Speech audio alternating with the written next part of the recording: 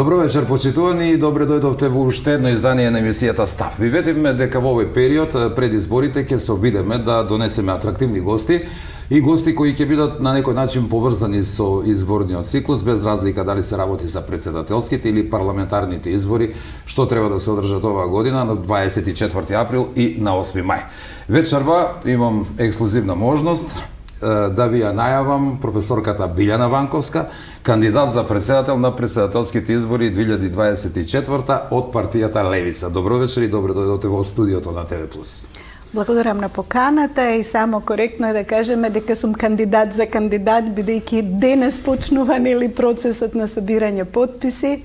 Јас припаѓам во таа група на кандидати кои и го немаме луксузот на 30 пратеници, туку еве процесот почна на собирање потписи. Така, се уште неофицијално кандидат на партијата Левица, меѓутоа треба тоа да се официализира со собирање на тие 10.000 потписи, кога веќе недостасува 30 пратеници, за жал така наложуваат законите.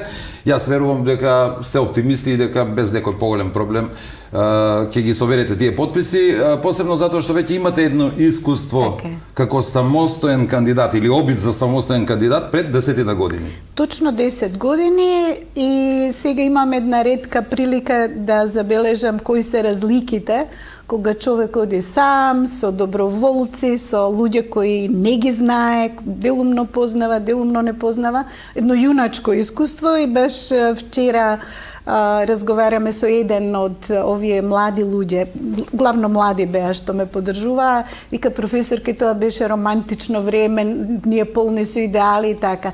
Сега сум во малку поинаква ситуација, дека една партија која е добро организирана, иако ја нарекуваат мала, и јас слушајќи ги медиумите, можеби и сум имала таква представа, дека се партија е во раст и сето тоа, меѓутоа сега во овој изминат период како што се подготвувавме, веќе сваќам дека е тоа една многу добро уиграна екипа, секој си ја знае својата работа и еве, стартувавме со многу голем оптимизам и би сакале, особено затоа што другите партии најавуваат своите кандидати, некако се уште калкулираат со нив. Процесот почна на собирање потписи, меѓутоа конвенции или нивни конгреси и слично, уште не се сите, да речам, против кандидати познати.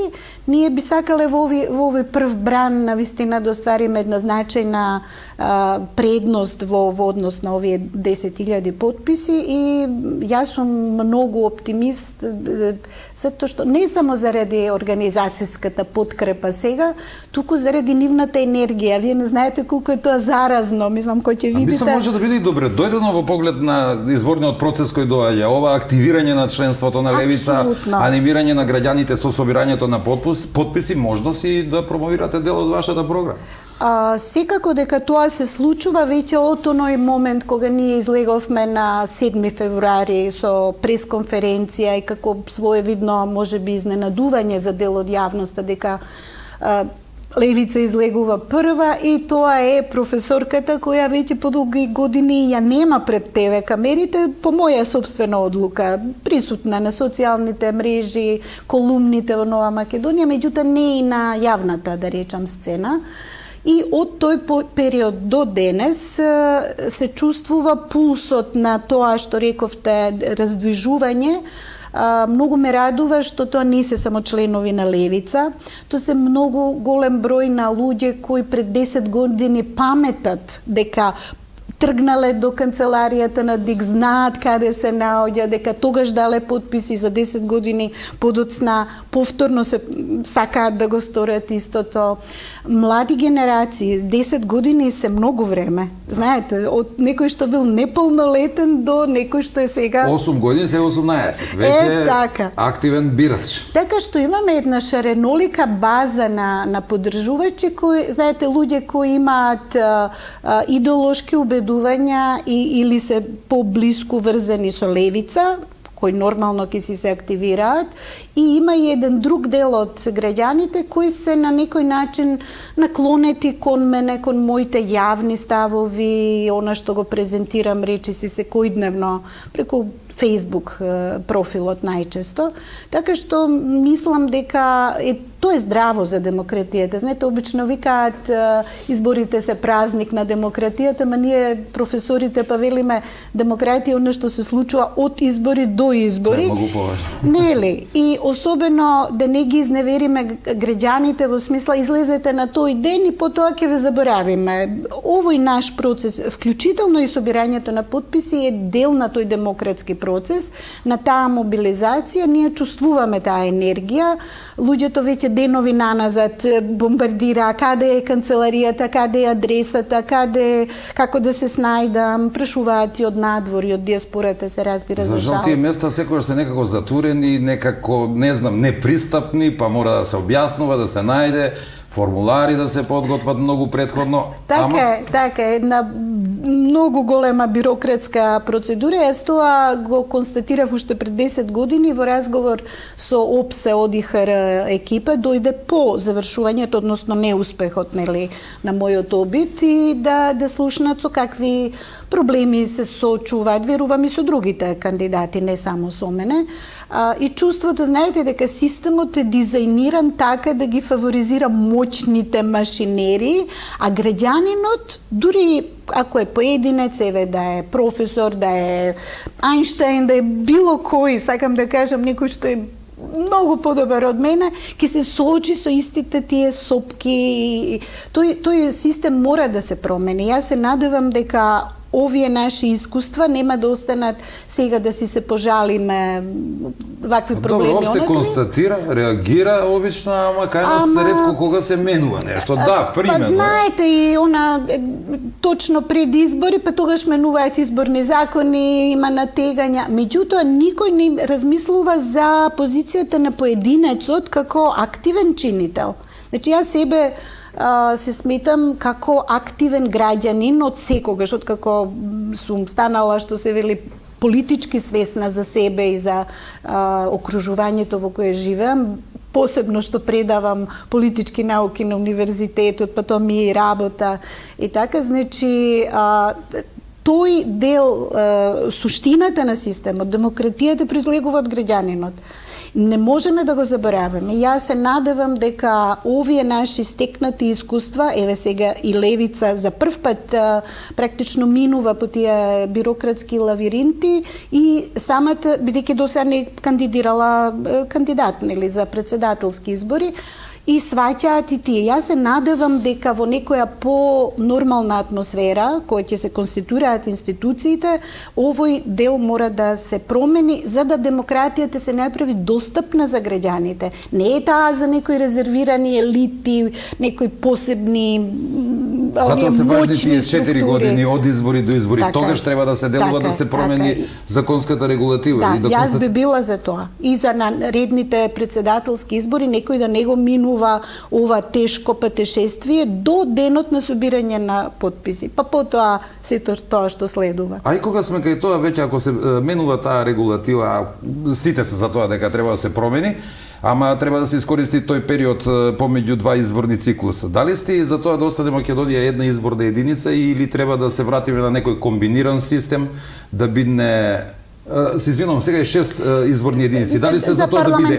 Да, за парламентарни зборуваме. Дали треба да биде една изборна единица? Треба ли да се менува во тој поглед нешто? Радикално. Значи тој систем исто... Сега ги фаворизира големите партии овој систем. И тој Донтов модел, и поделбата, потоа имаме нешто што ние во науката го викаме gerrymandering, еден израз од Америка произлегува, каде што цртањето на изборните единици е такво да се прилагодува на потребите на политички, етнички, јазички или било какви други групации, така што мислам тука има големо поле за работа.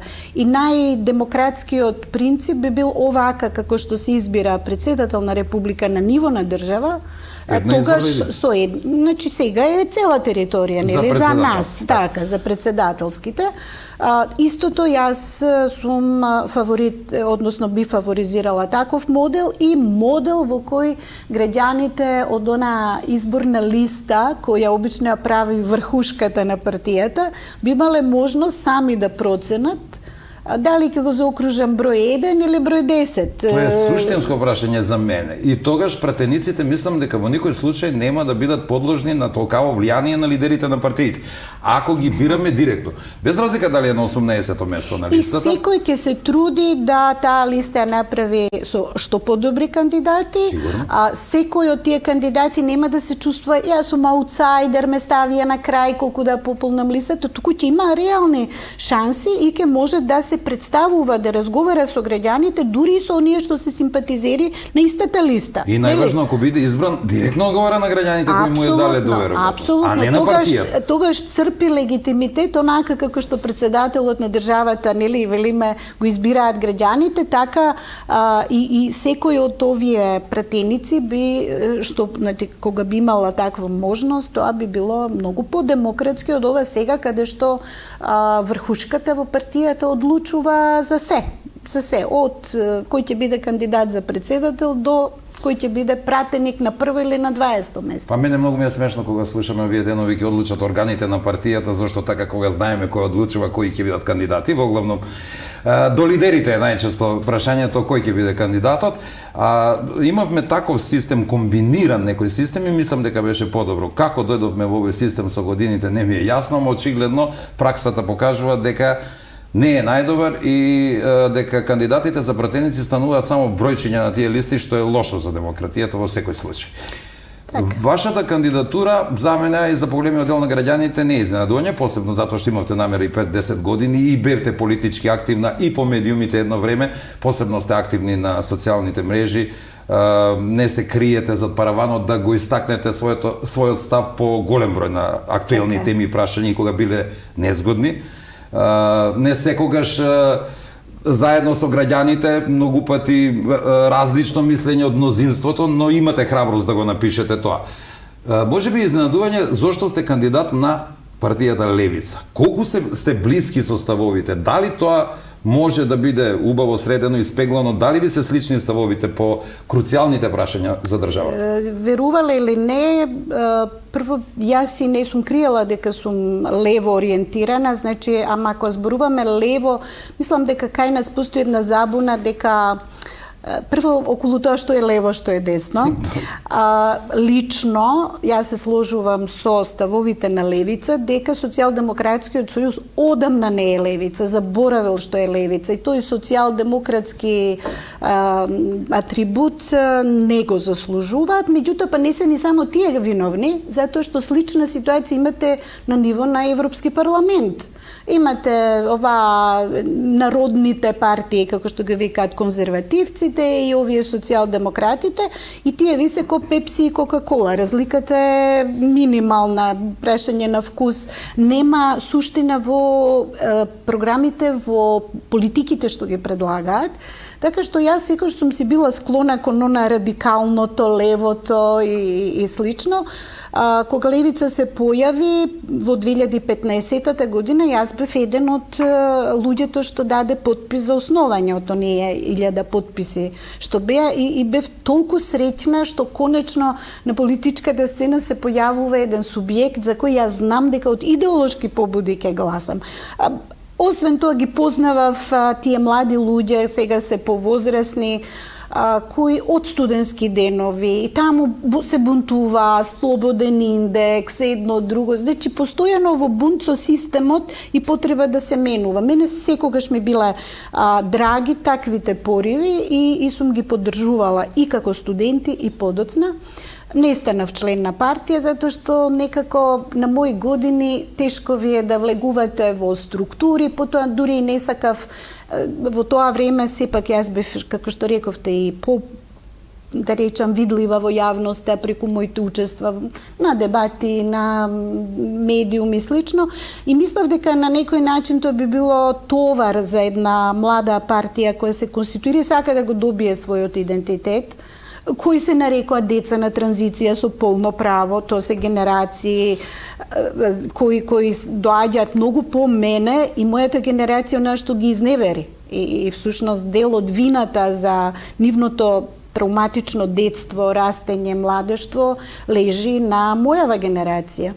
Така што јас си бев симпатизер, откако тие постојат, јас сум си гласала за нив, сум си агитирала на некој свој начин, и сега мислам дека кога се споија констелациите, односите во општеството, во светот и сето тоа, првите тие наши контакти и разговори беа од нивна страна проценети. Професорке, нашите ставови се поклопуваат околу 90%, без воопшто да разговараме, без воопшто што вие мислите за тоа, што вие мислите за тоа. Значи, она што јас јавно го прокламирам, го застапувам и тие на свој начин. Сега, дали си имаме меѓусебно влијание, можно е, бидејќи во јавност комуницираме. Јас секогаш сум се одушевувала на храброста, да речем, овие двајца пратеници во собранието, нека ми замери кој сака, меѓутоа јас навистина видов во нив една таква неверојатна енергија, храброст, доблест да ги кажат нештата без ракавици. Некои ми замеруваат, некои мислат непристојно е, па треба малку од финоќа и од пристојност веќе преку глава и дојдовме. Така што ја мислам повеќе такви елементи и во тоа собрание кое стана обична, не знам, место кај што се удира печат на волјата на владата, ќе внесе многу поинаква политика, многу поинакво разбирање и поголема цена на оние така наречени мали партии. Зашто ако ги имате вистинските луѓе, како што се покажа во случајов, ќе имате подинамичен парламент кој нема здраво за готово да ги зема нештата. Така што мислам дека... Печатот на ципелата како одговор на лесно достапниот печат на владата. Таа ципелата и Хрушчов ја удри кога требаше на меѓународна сцена. Се зборуваме за неконвенционални политичари, зашто, видете, ја не можам да... Ни себе не се замислувам како конвенционален политичар, доколку, нели, одам понатаму и стасам таму кај што сум тргнала. Мислам дека тоа ги прави политичарите отуѓени од народот. Знаете, може би изгледа за некого фино да види нека господја или господ или што. Овие млади луѓе тоа не се, а не сум не јас. И ниту имам намера да бидам Марија Антонета, да бидам господја, да ме облекува Диор или Гучи или нешто слично. Не, ние сме плод и јас сум од работничко семејство и знам како моите родители ме растеле со една плата. Овие деца исто, велам, ќе ми простат, не се деца, возрастни се, меѓутоа исто така, значи се деца на стечајци па. Убаво е да знаат граѓаните дека тоа има континуитет, значи од самото создавање на партијата имате некои релации и многу блиски ставови. Лидерот на партијата Димитар Апасиев е познат по тоа што нуди решенија за многу работи, но да кажеме сега, најголемиот дел од партиите, посебно кога се во опозиција, имаат слично размислување по однос на реформи во судството. Сите се скажуваат дека се потребни. Корупцијата да не говориме, рак рана и сите велат дека треба да се расчисти со корупцијата. Апасиев има тука некои едноставни решенија, барем тој така ги представува дека, па и мислам дека не е толку сложено ако се има добра желба. Еве сега и новите политички субјекти се на тоа ниво, но едно нешто ги обединува сите други партии, да кажеме тие две круцијални прашања по однос на нашето членување во НАТО и во Европската унија. Тука ме интересира вашиот став. Дали нашето членство во НАТО ќе го поддржите, бидејќи знаеме дека левица тука не размислува како останатите партии, и нашиот пат кон Европската унија. Како тука ќе постапите по тоа? Јас би рекла да нема да откривам детали, се разбира, ќе оставам тоа партија да ги си го презентира, меѓутоа ќе биде изненадено и од програмата која е, повторно ќе речам, неконвенционална, нездодевна.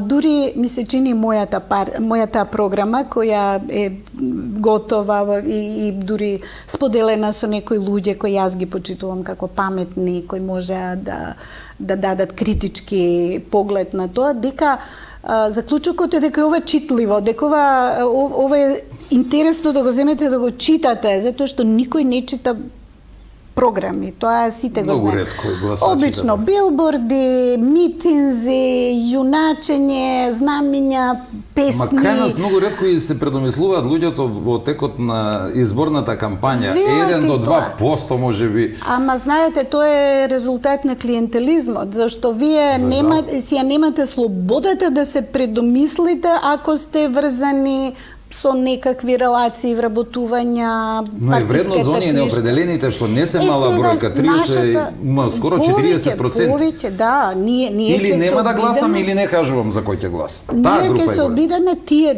да ги разбудиме од овие што се политички активни. Јас добивам сигнали од партиско членство, нема да кажам од кои партии, меѓутоа ми велат, вас ве почитувам лично. Јас за партијата може нема да гласам, за вас ке гласам. Или има. Морам од овие или оние причини, сум член, меѓутоа ве почитувам за честноста, подкупливоста. Сега зборувавме за ова околу корупцијата, сите се за. Видете, Левица докажа при конституирањето на овој парламент, еден од пратениците добиваше огромни суми за да се премине, да. Пасиев уште од млади денови како студент има говор на оние ораторски вечери на правниот факултет. Робеспиер го презентираше и неговиот надимак е непоткупливиот. Разбирате, значи, тие не само што велат да, корупцијата е проблем, ние ќе го решиме со реформи. Нема реформи. Мора работа. Сега, нели, тие со својата риторика викаат ќе ве стреламе, потоа викаат, нели, метафорички, така е, дека справувањето со оние само дека треба радикално справување со корупцијата, значи, без ни по деду, ни по стричеви што викаат старите, така што тука е домашната политика, мораш од дома да почнеш со тој ригорозен рез, би рекла. И од тука, сега да се надоврзам, ја не бегам од вашето прашање, бидејќи ние 30 години НАТО и ЕУ ги гледаме како религија, како догма, како спас, како ветена земја, нема алтернатива, тие ќе не хранат.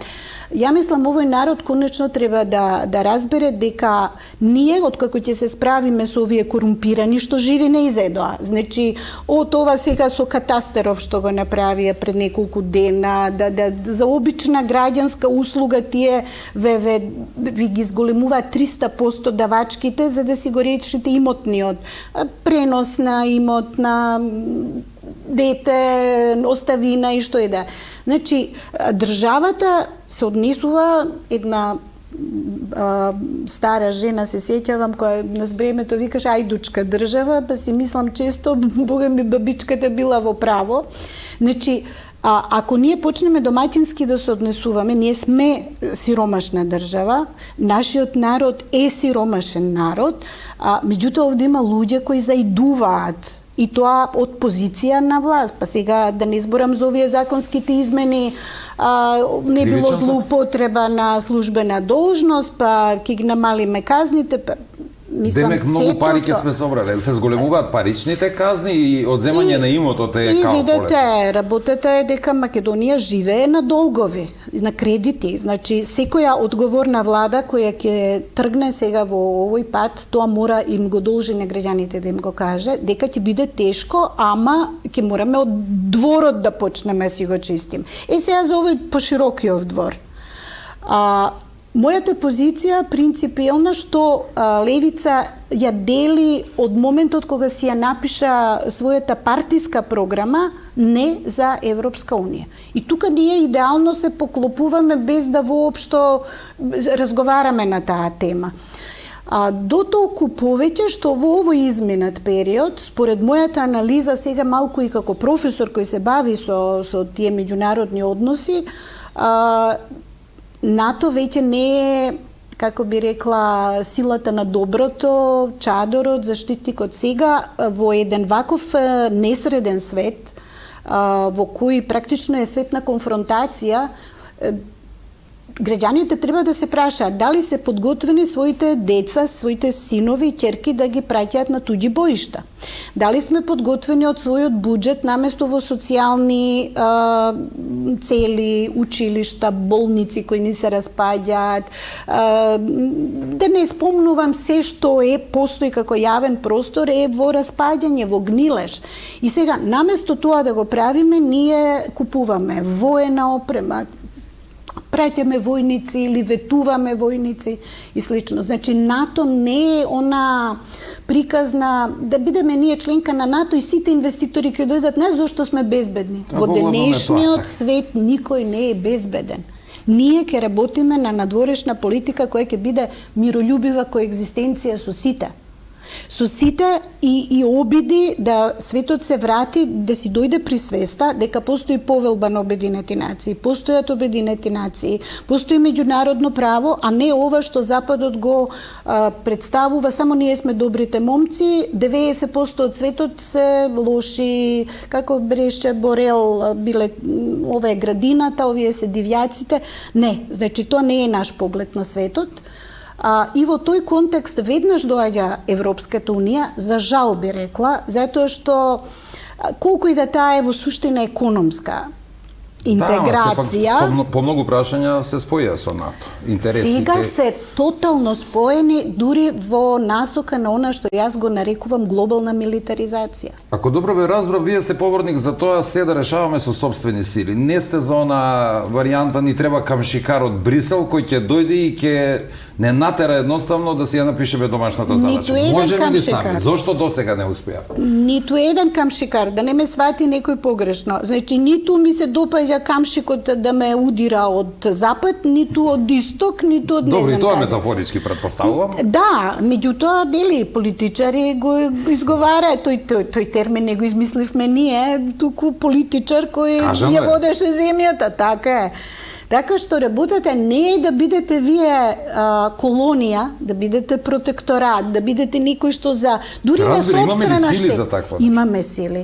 Ако нашите стари можеле да прават држава од нула, од ништо, кое е нашето оправдување да не се нафатиме на таква работа?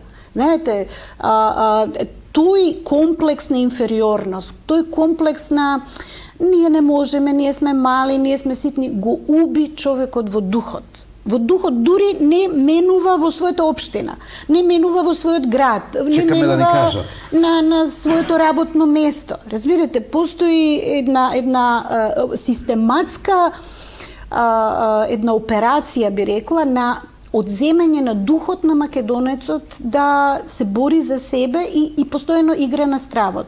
Ама ние ако ги налутиме тие, па сега ако ги налутиме, нели се добрите дечки тие, нема да не бомбардираат, мислам сега имаме. Вие сте оптимист дека Соединетите Американски држави, Европската Унија, по сите дадени пари за овие 33 години во Македонија за се нешто, ќе не остава туку така ние да решаваме на која страна да се определиме и да носиме собствени одлуки.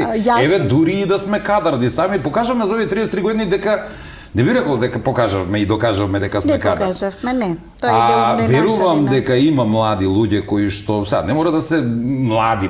Зборуваме друга генерација на политичари што треба да дојде и верувам дека има тука и знаење и желба да се организираме самите, но колку ќе ни дозволат да одлучиме сами за се? Нема да им дадеме тие да одлучуваат. Значи, мојот став и мојот пристап во политиката и зошто влегуваме, јас зборувам со граѓаните. Ако им се допадне тоа што го кажувам, ако ми веруваат дека кредибилно зборувам, дека со убедување зборувам, дека ќе се борам и нема да се исплашам, тогаш ќе бидам навистина, да речам под наводници, силен председател кој има поддршка од оздола. Јас само тоа го барам и затоа демократија, ако некој ти ја минува, подобро да не трошиме пари за избори. За жал, слушнав, нема да кажам која, меѓутоа на национална телевизија, ваша позната колешка, во разговор со лидер на голема партија која очекува да стане и власт, му вика, ама ако вас од калето не ви дозволат, знаеме, ние американците одлучуваат кој ќе биде влада. Значи, ја не можам да сватам, не го коментирам политичарот, ниту како тој одговори. Меѓутоа, ако новинар од Нејзинков го кажува тоа како факт, па значи ние ајде клучот наврата и да си кажеме, немаме држава. Не сакам да ја правдам колешката, ама дотука се стасани работите. Не, јас тоа го знам. Дури го цитирам, деновиве ми е многу интересно она што се случува во Пакистан, ке речете држава далечна, многу по-комплексна од нашата и не знам граѓаните колку воопшто и следат меѓународна политика. Меѓутоа, го ставија во затвор најпопуларниот политичар Имран Кан, во затвор, му наместија политички ова. Зошто? Затоа што сакаше да биде неутрален и да води политика во насока на националните интереси. Победи од затвор, револуција се дигна. Затоа сега ние викаме изборите се вид на револуција или изборите се нашата освета. Јас тврдам дека е така, дека мора да имаме една изборна револуција. Ако оваа изборна револуција, како што реков, со пристапување не на машинерии, не оној не знам колку младите се сеќаваат на Војна над звездите, на Звездени патеки, серијалот Борговите, витикно тој како еден колективен ум и така. Значи, не така. Така не се, тоа го правевме 30 години. Сега одиме со друг радикален вид на политика во која ветуваме дека ќе се бориме и нема да дозволиме ниту Кале, ниту губернатори, ниту никој да ни кажува како ние ќе си ја водиме нашата земја. Ако сгрешиме, ако не сме добри, ќе постојат механизми да не отповикаат, да не сменат, да било што. Меѓутоа, да ние однапред се предадеме, тоа не дојде во предвид. Во таа насока се случи едно чудо за граѓаните, сега така гледаат тие на тоа. Председателот Пендаровски не потпише еден закон сега. Оправдувањето беше дека добил допис од Европската комисија или Европската унија, не знам од кое тело точно, дека законот е спротивен на европските регулативи. Ајде да ве ставам на тоа место во изминатите 5 години, кај нас секогаш е турбулентно, а последниве 5-6 месечини претераа тие турбуленции и многу работи се случија, сменивме и име на држава. Дали би направиле нешто поинаку? Дали досега председателот не требаше и други некои закони да не потпише? Веќе не е мала работа, ако добро сватив, сите знаеме дека председателот, ако не го потпише еднаш, се враќа во процедура во собрание. Ако го изгласаат повторно, мора да го потпише. Така. Но колку што разбрав, ако е под европско знаме, председателот не го потпише, кога ќе се врати втор пат во собрание, мора да биде преку редовна процедура. Тоа европско знаменце, знаете, воопшто не е дел на нашиот правен систем и тоа е една чиста злоупотреба што во парламентот порано ги вика, ќе ве вратам години наназад околу рамковниот договор. Тоа е под Охридски договор и тоа мора да пројде без дискусија. Рамковното мнозинство е со уставните амандмани предвидено. Меѓутоа, кога вие ова е од Охридските закони и нема што ние да разговараме, тоа мора да пројде заради миру куќа. Ама тоа не гарантира јавна расправа во собрание, што по некој прашање не замисли. Слично е и со ова така наречено европско знаменце, тие без никакво повикување на она што го викаме аки, европското законодавство, директивата, усогласување. Значи, без таква елаборација, тоа е работа на председателот на собранието да го врати на поднесувачот, да му рече, кажи ми по која основа каде ние тука се усогласуваме со Европска унија. Добро, знаеме ние собранието како работи. За жал, како да гласачка машинерија. Новото собрание ќе биде поинакво. Со години назад. Но од позиција на председател, што мислите, дали можеше Пендаровски да реагира и за некој, не знаеме дали ќе биде против кандидат? Не само Пендаровски, туку мислам сите председатели наназад, јас не се сеќавам за некое битно прашање да стават вето и при тоа не само, знаете, не е само чинот не го потпишам. Точно е дека сега морам да се коригирам. Иванов не потпиша и што направија, го заобиколија, објавија во службен весник. Ја затоа велам. Но добро, чинот на непотпишување на председател многу кажува. Нека го донесат повторно. Не само што кажува, туку зборуваме за стапување во сила на закон, на устав, на ратификација и така натаму. Значи, тој е правно невалиден. А тука чинот е сега она што мене ми недостасува, дури еве кај Иванов што го направи тоа, беше малку порешителен однос кон јавноста, излегување, па ако сакате, обраќање на нацијата, и барање некаква, тоа беа тешки време. Ја барем травматично ги поминав преспанските денови, тие летни месеци до референдумот, па и до промената на уставот, затоа што постојано протестирав, солзавец се изнаголтав, видов што е, гласните жици уште ми страдаат. Рекоа сега тоа било и нема преправање. Во таа насока зборувавме на многу теми. Како иден можен председател на државата, немате ингеренции баш во сите тие, во внатрешната политика најмалку би рекол, ама во меѓународните односи имате големи... Преку ветото. Добро, значи, укажување и стручно мислење, издржано и обраќање во собранието со авторитет на председател, а не на некој стручњак од општа пракса на телевизија. Така е, многу е важно мислењето на председателот и ако тој даде своје мислење кој е контра на владата, луѓето мислам дека ќе размислат малку поинаку. Мислам дека тогаш граѓаните ќе комуницираат со волјата на председателот, а не само владата. Така е, како врховен комендант на армијата ќе зборуваме малку и за тоа, ама во меѓународните односи имате би имале најголеми ингеренции. Преспанскиот го спомнавте.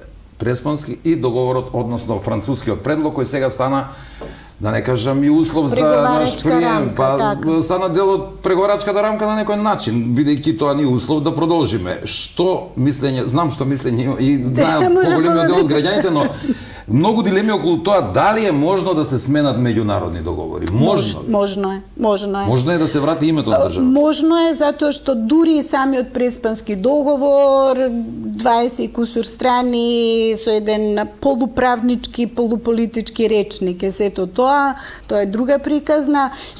Постои, видете, постои процедура кога некој од страните не го почитува и сега, видете, ние зборуваме во време во кое не се почитуваат елементарни норми на хуманитарно право. И ние живееме во време на геноцид.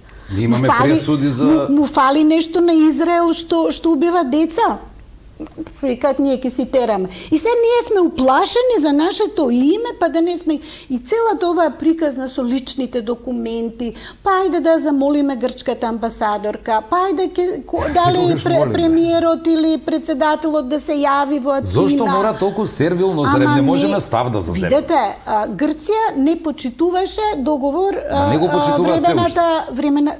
А и овој не го почитуваат, имате право. Скопје пишува уште на таблите. Ама ние сме се фатили и за таа таблата, не баре полесно на душата не, добро, не, ама не почитуваат, тоа е важно, суштината е тука. Сакам да кажам, да, некои велат, пакта сунт серванда, што е свет принцип во правото, договорите се подпишуваат тогаш кога се подпишани како еднакви страни. Ние бевме втората страна, ние дури не сме именувани во тој договор. Тогаш кога јас и јавно дебатирав, тогаш излегував на телевизија да објаснам на колешката Колозова и објаснував. Јас имам правничко образование, доктор сум по право. Ако ние двајца појдеме сега да склучиме некаков договор, да ви продадам било што, не знам. Замислете, едната страна нема име. Едната страна е Билјана Ванковска, втората страна. Невалидно е. Значи, постојат дури и други елементи од правната постапка, која според Виенската конвенција укажува на тоа дека оваа едната договорна страна или била притисната, или не си го почитувала своето домашно право, што кај нас е евидентно, со купување пратеници, со притисоци. Председателот сегашен Пендаровски во ТВ емисија кажа дека американскиот амбасадор бил во зградата на собранието кога се гласало за... Епа немојте, мислам. И за нив е тоа нормално. Значи, за мене, во ваква ситуација, во која ние сме во асиметрична позиција на послабата страна, и дури викаме, па што да правиме, се ние мораме попуштиме. Во ваква ситуација ние имаме право да го прекршиме договорот кој ни наметнал нешто и да си се избориме преку меѓународните инстанции. Постои ли можност преку легални канали да се избори? Преку легални канали. Не велам ја, Грција каква е, може пак ембарго да степе да не можеме да одиме на одмор, што многу граѓани ќе ги вознемири, за жал многу повеќе отколку ова суштинското. А со францускиот предлог што правиме на исто ниво и тоа како преспанскиот или поинакво? Европската унија е во тотална конфузија, геополитичка конфузија. Ако можете вие да отворите преговори со земја која војува, како Украина, со Молдавија, која дел од територијата е под со руски војници и практично нема контрола на целата своја територија, значи ние тука веќе не зборуваме за копенхашки критериуми. Ние зборуваме за чиста, брутална геополитика. Еви да се согласиме со францускиот предлог. Дали ако не направиме реформи во судството, ако немаме евидентна борба против корупцијата, ќе ги продолжиме договорите. Дали нема повторно да ни стават вето, еви да се согласиме. Европската унија, да не ја идеализираме, дека многу е против корупцијата. Првите луѓе почнете од Урсула фон дер Лајен е под обвиненија за злоупотреба на својата положба, милионски суми, вакцините и така натаму. Добро, сега ние имаме друг закон за злоупотреба на службена положба, така да не јас зборам нека си ги применат прво на нивните функционери, значи да не идеализираме дека тоа царство во кое владее правото и така натаму. Не, ама дека имаат подобар систем, очигледно. Имаат подобар, стандардна зборба. Ама имаат подобар систем на ниво на држави, а не на ниво на Европска унија. Значи ти како држава, ако не си... Нас никој не може да ни среди во државата проблемите. Може. Ние самите треба да ги средиме. Сами, затоа сме ние тука. Тоа белам, ние самите, ако ги средиме, тогаш ќе не сакаат во Европска унија, во нивно друштво. Јас верувам дека е така. Па не, Зеленски е корумпирана влада, мислам, воено профитерство. Не зборам за воениот судири за Украина, да не ме сватат погрешно, туку зборувам за начинот, сега веќе и Западот е загрижен кај му одат парите, имаше како во бунар. Имаше некои обвиненија за некои офицери генерали. Па и офицерите има. Сакам да кажам, таа земја никако не може почне преговори. Ние кутрите прави ова, прави она, се одрековме од себе, повторно не сме. Сега бугарите во уставот. Така што малку ние со Европска унија нема да правиме непријатели. Ние сме европјани, впрочем, ние сме тука исто како што се и тие. Споделуваме многу и културни вредности, и заедничка, да речам, некоја историја, како што љубат бугарите да кажат, имаме и со Европската унија. Се мешале тука од Илинденско востание до големите сили одлучувале, мислам, за сите овие наши зими, така што сложена е таа приказна. Сакам да кажам, не е поентата да правиме непријатели од било кого. Ја знам како ќе ме обвинат против кандидатите и спремна сум за тоа. Работата е како да правиме пријателства. И зошто, например, Кина да ми биде непријател? Зошто да се држиме настрана од овие, од оние? 90% од светот е не Запад. И сега таму постојат можности. Го слушав деновиве на Минхенскава безбедносна конференција славна, на која имавме 3 делегации кои нигде не се гледа, ни во публика, ни во говорници, барем ја не ги видов. Гледав расправа индискиот министер за надворешни работи со Блинкен и германската министерка Бербок. Знаете каков феноменален став на она, па ние не сме непријатели со Западот, ама гледаме повеќе алтернативи во светот. И работиме се што е во наш национален интерес. Тоа е нешто што мислам, се ќе речат, ама тоа е Индија, да, тоа е Индија. Меѓутоа треба да градиш култура на почитување на сопствениот интерес. Ние се плашиме да кажеме дека имаме национален интерес. И велиме, ама да не ги налутиме, па нашите сојузници го бараат тоа од нас. Нашите сојузници, ако се сојузници, ќе разберат дека ние прво ни се драги нашите деца, нашето потомство, нашето здравство и социјала и се, а потоа нивните геополитички цели. Ја мислам, ако имаме став и црвени линии, тие ќе го почитуваат тоа. Значи, повеќе ќе не почитуваат. Јас не можам да зборувам во политичка смисла, бидејќи не сум била политичар, меѓутоа сум имала учество на форуми на кои биле и политичари. Сум била една единствената жена, прилично малечка сум така пораст, кога ја знаела да стане и да им каже нешто и шок во салата. И потоа ти приоѓаат пријат и викаат секоја чест. Никој од вашите политичари ова нема храброст да го каже. Зошто не ни го кажуваат? А тоа е природно, треба така. Па мора за да си го заслужите нивниот респект. И тогаш ќе ве третираат и малку поинаку и ќе добиете симпатии. И кога зборуваме за Европа, Европа не е хомогена, Европа не е монолитна. За мене Европа, гледав баш денови во овие протести околу Газа, околу Асанж и сето тоа. Таму се моите европјани. Ја кога ги видов Клер Дейли и Јанис Варуфакис прегрнати и обкружени со луѓе кои бараат правда и велат Европа е заложник на елитите, на олигархијата. Тоа е Европата што јас ја сакам. Сега нека ми простат другите, тие што ја сакаат на бюрократска... Не е Европа само тоа што го гледаме во Брисел. Така. Значи, постојат различни слоеви на Европа и различни движења и идеологии. Ние, зборувам сега и со левица заедно, ќе припаѓаме на левицата, на крајната левица. Дали не се потребни дополнителни реформи во армијата? Сега ни армија имаме војска, не знам кога ќе каже армија, мене ми изгледа грандиозно тоа, но сеедно, дали треба, нели се усогласивме со некои НАТО стандарди, се модернизиравме и многу важно прашање за мене, што мислите за враќањето на задолжителниот воен рок? Дали тоа би го поддржале? Тоа е идеја која во моментов не е моја, меѓутоа многу држави ја размислуваат, знаете од која причина? Искуството на војната во Украина.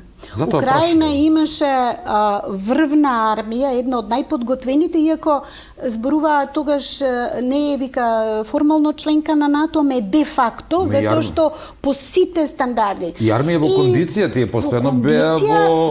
Со многу голем капацитет. И пред тоа, да. Значи, од сите, цела можна воена опрема и човечки капитал, кадар.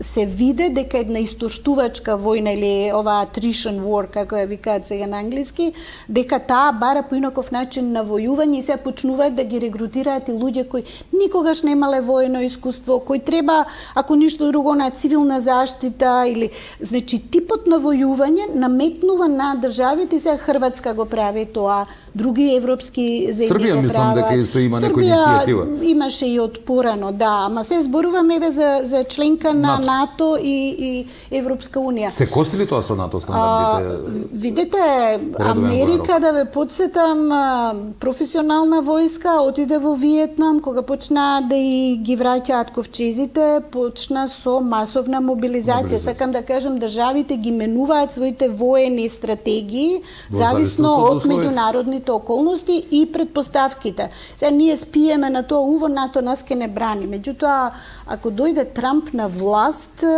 не знам, тој е рекетар. Тој вели или ке си платите за заштитата. Рече кој не плаќа да ги нападне Русија. И да ги нападне или вика ние ќе ги сврлиме од членство. И сега видите ние да бидеме заложници на некој дилер на оружје. И тој човек нема никаква врска со демократијата и со, не знам, символ за човекови права. Тој дила продава оружје. И сега ние, јас сум за тоа да си бидеме ние миролюбива земја, што по-неутрални, што по-неупадливи, некако што правеше ова актуелната министерка. Ние, малте мислите, ние и Америка сме 350 милиони и така натаму и ние Украина ќе ја средиме. Па тоа ше закане, да се сеќавам. Не можеме, знаете, тоа е она како видела жабата како се подковува конјот па дигнала нога. Ние треба да си знаеме кои сме, што сме, колку можеме за нас и да градиме, да бидеме активен учесник во еден меѓународен поредок кој ќе се подпира на меѓународно право. Значи да, Русија го прекрши меѓународното право со нападот на Украина, меѓутоа вие гледаме сега дека НАТО не сака војната да запре, не дава примирие, не дава сини шлемови, нема ништо од тоа. Вика, победете Русија и ќе влезете во ЕУ. Лудило. Прв пат сте гостинка во телевизија Плюс, ама гледајќи ве во дебатите, јас знаев дека нема да ги потрошам сите прашања, но да се надеваме дека ќе бидете уште еднаш наша гостинка пред изборите, можеби за време на изборната кампања, ќе упатиме сигурно покана до сите кандидати за председател. Ме интересира на крајот на емисијата, не можам да не ве прашам за вашето мислење и состојбата со медиумите. Каква е во моментов, какво е вашето мислење и ќе имате ли пристап до националните медиуми да се представите? Не морам јас да ви кажувам и вие како новинара и јавноста ќе процени колку пати го видела лидерот на Левица рамноправно представен на националните овие. Левица си, како викаат тие, си пукавме во нога, односно си нанесовме самите штета со тоа што спречија нас законот. Запознаени сте со тој предлог на измена на закон? Да, преку овие наши комуникации, така што осветата на медиумите е видлива и за мене исто така шокантно да уредник на национална телевизија каже јавно напишано на Facebook статус: а Пасиев, додека сум јас уредник, нема да влезе во оваа куќа. И не влезе навистина. Не знаем дека има некои други тоа го прават скриено. Изјава. Меѓутоа не се грижиме. Ние сме, се разбира, еве, јас лично сум благодарна за вашата покана денес. Левица верувам исто. Меѓутоа сме подготвени да комуницираме со народот на било каков начин надвор од оваа медиумска блокада. Ако ме прашувате за новинарството во денови во кои Џулијан Асанж умира заради кажување на вистината, тоа е тешко време за сите новинари, без оглед дали се во избори, вон избори. Значи, кажувањето на вистината станува опасен чин. И за таквите како мене, кои ќе кажат многу работи во кампањата, за кои на калето ќе има аларми, ќе светат, и може би веќе светат, не знам. Меѓутоа, јас сум подготвена тоа да го правам. Не сум новинар, меѓутоа сум чесен човек кој сака да ги каже нештата какви што се. Јас би сакала новинарите да се исто такви, јас тоа го правам во колумните. Не сум новинар, нели тука некаде помеѓу во... дел од новинарството. На некој начин, да, ако го изразувате став и се изложувате со јавно кажан збор пред јавноста, може да трпите и последици и окей, нека биде што ќе биде, вистината мора да победи. Ме интересира вашиот став, дали сте сосем против користење на државни средства во приватни медиуми? Бидејќи, накратко само, јас сум многу запознат со оваа тема, разговарав и со дел од пратениците, разговарав и со координаторите на пратеничките групи во собранието, меѓу другу и со пратеничката група на Левица.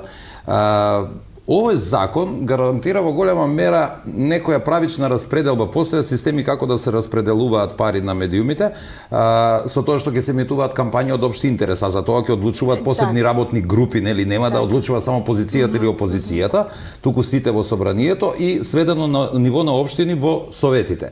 Сега распределбата малку и висината на процентите се прашални, го знам ставот на Левица, бидејќи најголем дел од парите одат кај 5 национални терестријални медиуми, а помал дел кај сите останати, што не е мала работа. И мислам дека корекција во тој дел би направила многу, бидејќи медиумите тешко обстануваат во Македонија. Сега некој ќе каже многу сме, не треба да сме толку, ама што со локалните и регионалните медиуми? Зарем не се потребни, а тие се во најголема опасност. Им се заканува гаснење на повеќе од половина од нив.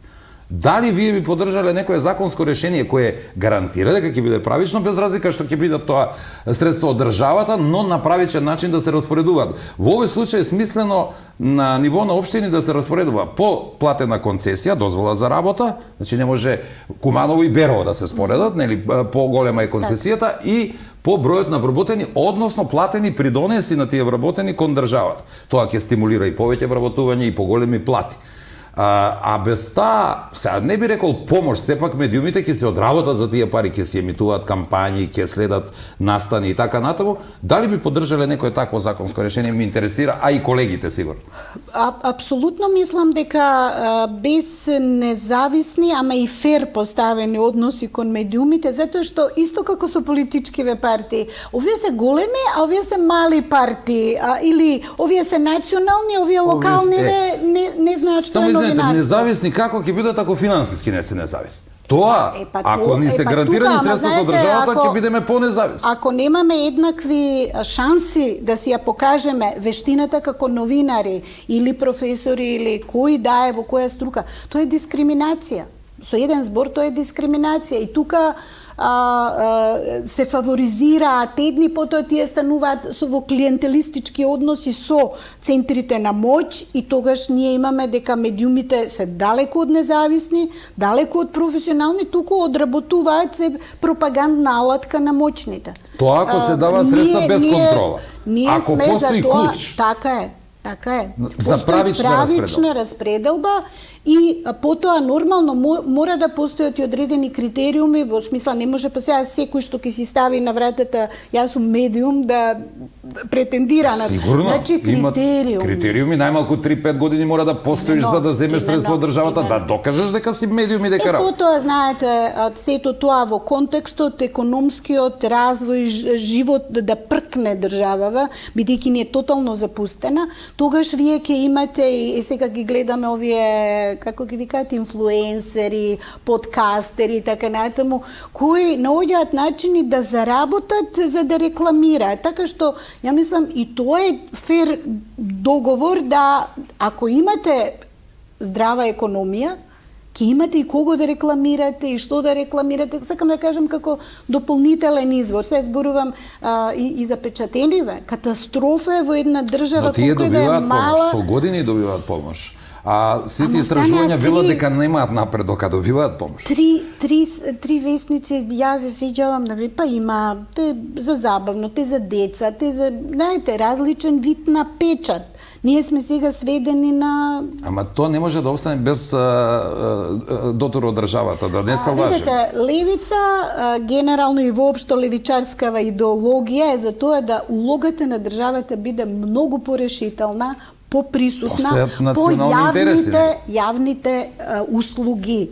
Значи, сега, дали е тоа инфраструктура, дали е тоа енергетика или медиуми, тоа не значи контрола на државата, па вие ќе зборувате само како што ЦК ќе ви каже, не тоа, меѓутоа некаков ред и поредок. Не е лошо овој предлог закон. Јас во овој случај ќе ви дадам еден примерок од нашите забелешки на овој предлог закон. Благодарам. Се извинувам само дали е тоа. Да, тоа е. Значи еден примерок од нашите забелешки, па доколку дојдете на позиција председател да го разгледате, бидејќи мислам дека не е лош. Не е лош предлогот, но треба да се интервенира во делот на висината на распределбата кон кои медиуми колку треба да. Во демократијава прва и основна, ја така ја разбирам, партиципација, учество и делиберација, се употребувам некои важни термини, ама добро, расправа, дискусија, значи седнување на маса со слушување. Тоа не може бараме. Ние што сме главните ке ова, а другите не ги ни прашуваме, ке им испорачаме одлука. Толку бараме ние малите да седнеме на маса и да ги кажеме нашите аргументи. Тоа и го сакаме и потоа да видиме што е реално, а што не е. Бидејќи во многу сфери вашата е важна за демократијата, вие сте посредникот помеѓу елитите и општеството, она што се случува и нас обичните граѓани. Ама за локалните проблеми не можете да чуете ништо на национални медиуми. Да не се лажеме, многу ретко. Страшно. Затоа мислам дека се добредојдени и нужни локалните медиуми. И каква е локалната демократија или локалните избори ако ги нема локалните медиуми? Мене тоа не ми е јасно. А на националните телевизии едни исти ликови верглаат, веќе никој не ги ни гледа ни слуша. Група на гости има таму кои се се патувачки циркус кој треба да се кара или што. Истите луѓе стотина ги гледаме постојано, мислам дека треба малку поголема шареноликост. Професорке, иако во своите титули имате ДР, ама вие не инсистирате на тоа, иако имате докторат од времето кога тоа вредеше да се има.